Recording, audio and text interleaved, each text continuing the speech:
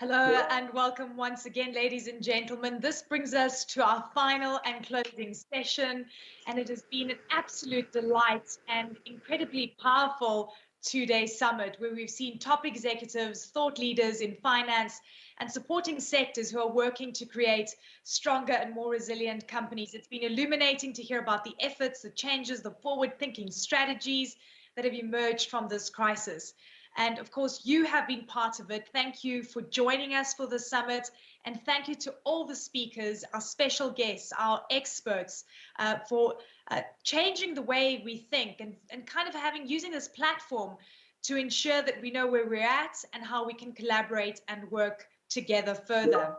On that note, I'd like to welcome Paulo de Bol, the Global Director, Financial Institutions Group at the IFC. We also have Ebihiji Momo, Area Head West Africa for MasterCard. We will be doing a close of the session and just recapping some of the big outcomes and insights we've heard over the last couple of days. Paulo, I'd like to start with you and welcome. What are the major conclusions that you'd like to draw on, the needs, the priorities from this conference, and why do you think that such a conversation is pertinent for the African financial industry? Thanks, Eleni. Let's first to start by thanking Jean Afrique and the Africa CEO Forum for sponsoring the event. The event covered every important topic in the financial sector. This is one of the few venues that convene players from the public and private sectors and from every corner of the financial sector. It's hard to boil down just to a few conclusions, but I'd like to highlight four main points that I think are very important. Number one, and probably the most important one, is digitization, right? The COVID pandemic has accelerated digital channels and the need to digitize at every single part of the financial sector. At the beginning of the crisis, we saw different degrees of digitization across our clients. Clients which were more digitized fared better than those who were not, right? Going forward, continued innovation through technology and digital channels will benefit SMEs and consumers that are unbanked right now and could be banked in Africa. This is a major concern. A report that we at IFC, together with Google, published very recently, showed that the internet economy could generate about 180 billion to Africa GDP in the next 5 years.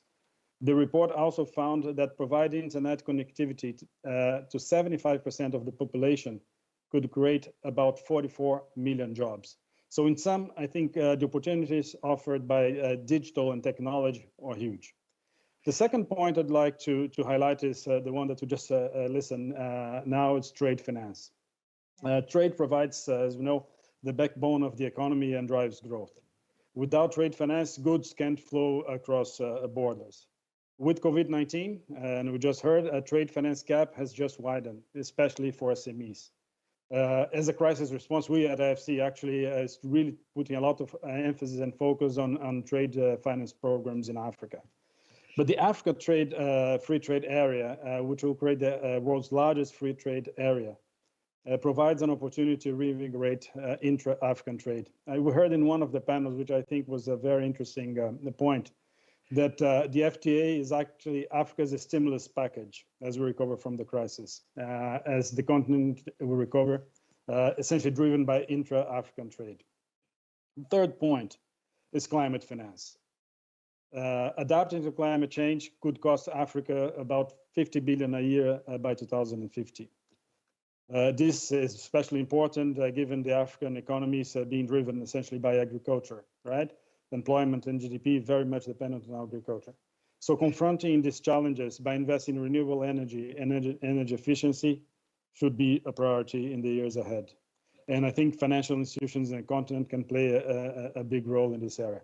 And finally, I know I'm running out of time, but finally, I would say the need for strong and vibrant capital markets. Lack of access to capital markets could be a major barrier for development. So the financing needs of the years ahead cannot be met solely by the traditional players and banking sectors. We need capital markets to provide long-term financing, provide hedging, but there are several constraints. So we need to work together, see governments, private sector companies, regulators, development institutions, to see how we can overcome some of these constraints and make capital markets, flourish. So I would stop here on the main takeaways. A fantastic summary of what we've heard over the last couple of days and just ways that we can work together in the next year. Ebihiji, great to have you with us. What would you take away? What were the biggest takeaways for you over the last couple of days? You're on mute.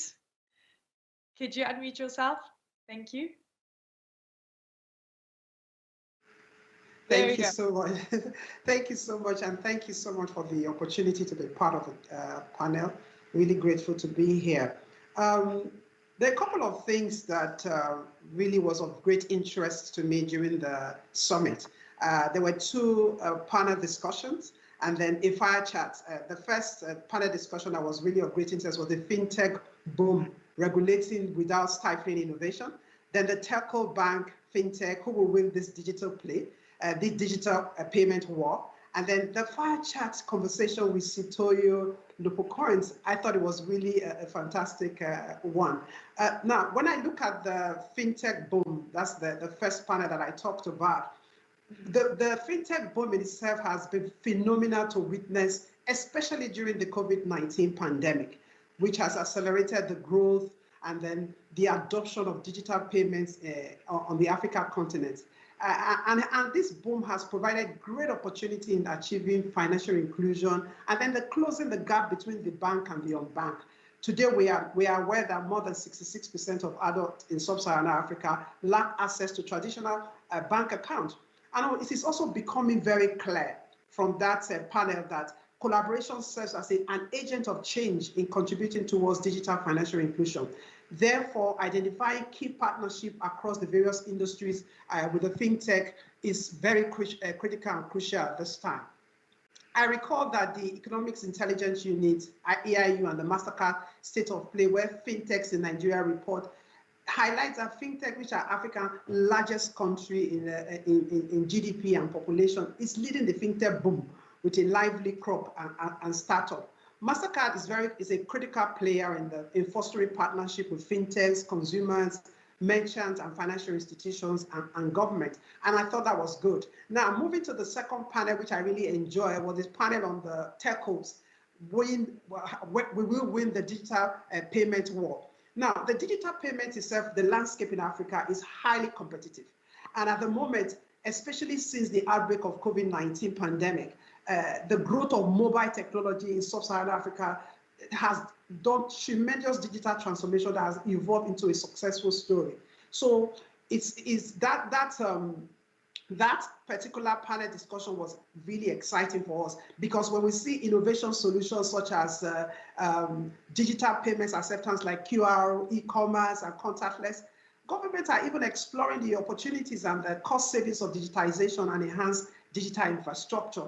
But the good thing is that healthy competition is always a good sign of an industry overall. So who will win is great to see that one go. So I want to ask you, I mean, for you guys in the evolving payment industry, Ebihiji, if we could just touch on fintechs versus telcos versus banks and how you see that evolving. I know regulators have always been worried about telcos just handling so much money.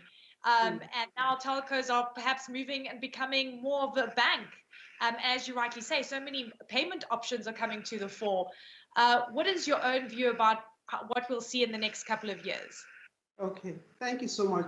One of the recurring themes at the summit was how COVID-19 pandemic has forcefully accelerated the adoption of digital payment system. Key industry players such as ourselves, MasterCard, have to forge a path in order for us to adopt what is becoming the norm. Now, MasterCard is committed to connect 1 billion people globally to the digital economy, including 50 million small businesses with direct focus on women. So digital partnership between the mobile network operators, the e-tailers, the fintechs, the private sectors, the players and payment services providers will enhance this blooming network. Now, when you talked about what role would we see in future with these three, I'm talking about the fintechs, the telcos, and ourselves, partnership, because partnership brings benefits, including increased capital, digital solutions, compliance, risk management, access to new markets, and then an increase in sales opportunity. more importantly, partnership allows for more interoperability using the rails that have been built, defined, and refined over the decades. So, for example, in 2019, MasterCard launched what we call the Accelerate, a global initiative that simplifies how we work with fintechs, giving them access to everything that they need to grow quickly. So MasterCard Accelerate gives startups, for example, the emerging brands, support for every stage of their growth. So the great one I really like to talk about is the MasterCard Start Path, but that invite later stage startups to participate in a 6-month program, providing opportunities to scale and to secure strategic investment. So more than 230 companies have participated, and some of the key panelists that we had, people like Flutterwave is one of those that have participated in the MasterCard Start Path. It's also important to know that Techno partnership, because partnership is all about it. Techno partnership, like what we did with Vodacom. In Tanzania, for example, we have a consumer virtual card program live on the M-Pesa mobile money platform in Tanzania, enabling M-Pesa customers to transact online. In Kenya, we have connected M-Pesa Kenya via our company HomeSend. Today, we enable cross-border remittances directly into the M-Pesa Kenya mobile wallet in real time. And then we also see the partnership we just had with MTN that will enable millions of MTN customers to be able to, play on a global online platform with MasterCard virtual payment solution linking to the MTN mobile. Yeah. Thank you so much for telling us what, at granular level, what MasterCard is up to. It's really fascinating. Paulo, you've heard so much over the last few days, and I guess that, we always walk away with feeling either optimistic or pessimistic. Look, we've had some stark realities thrown at us. The numbers don't look good. We've got increasing NPLs, remittances are drying up. A lot of banks have had to take on a lot more risk, but it's important to fund small to medium enterprises to ensure that you have entrepreneurs still having money and cash at hand so that they can survive the cycle. How are you feeling? Do you think that we can get through this in the medium term? So this is a great way to end the conference, actually. I think on a positive note. I'm an optimistic by definition, but of course, the past year has brought many challenges to Africa, not only to Africa, but to the entire world, right? But to Africa in particular. And the pandemic has tested our resilience and the resilience of financial institutions and capital markets. But I'm very optimistic about Africa in particular, if we look forward, right? There are many issues we cannot deny. But there are two things, there are two words that for me, I think are key. Youth and innovation. And Africa has both. And I think we really need to really emphasize that, because I think that's the future. There's a lot of opportunities that you cannot miss. So I'm very optimistic, if you ask me. That makes me very happy to hear. Paulo and Adebihije, thank you very much for joining us for the final comments as we wrap up this incredible 2-day conference. And I just want to quickly recap some of the things that were really important. We've seen commitment from the financial industry players like we've never seen before. Financial companies, insurance companies, banks willing to collaborate and create stronger multinational companies across Africa. Mobile payments, like we've ascertained, could be the link to solve trade needs when it comes to cross-border currency convertibility. The fintech space, in tandem with telcos, a huge opportunity. And of course, we've seen transformation in the likes of Kenya. That is an interesting model we could replicate. Regulators working closely with all industry players and stakeholders. Frontier markets offering incredible greenfield options. So on that note, I'd like to wrap this up. I'd also like to extend my thanks and gratitude to the Africa CEO Forum for putting this together. It has been, as a journalist, it's been incredible to listen to the amazing thought-out panels, the new formats, the fireside chats, the case studies that we've been looking at, the incredible thought leaders that have joined us in this conversation. This is the first edition of the summit, and I'm happy to say it's going to be an annual event going forward. And hopefully in the next few years, we'll be meeting in person and of course in an African city. So I think it's time that we lobby to the Africa CEO Forum in Jeune Afrique about what city we'd like to see this in, but we convene next year and perhaps taking the conversation forward. So I thank you for watching, for joining us over the last couple of days. And of course, to all the speakers, thank you so very much. We end the summit with gratitude, and we have a lot of work to do, and it's great to have been a part of this. So from me, Eleni Giarkos, thank you so much. Thank you.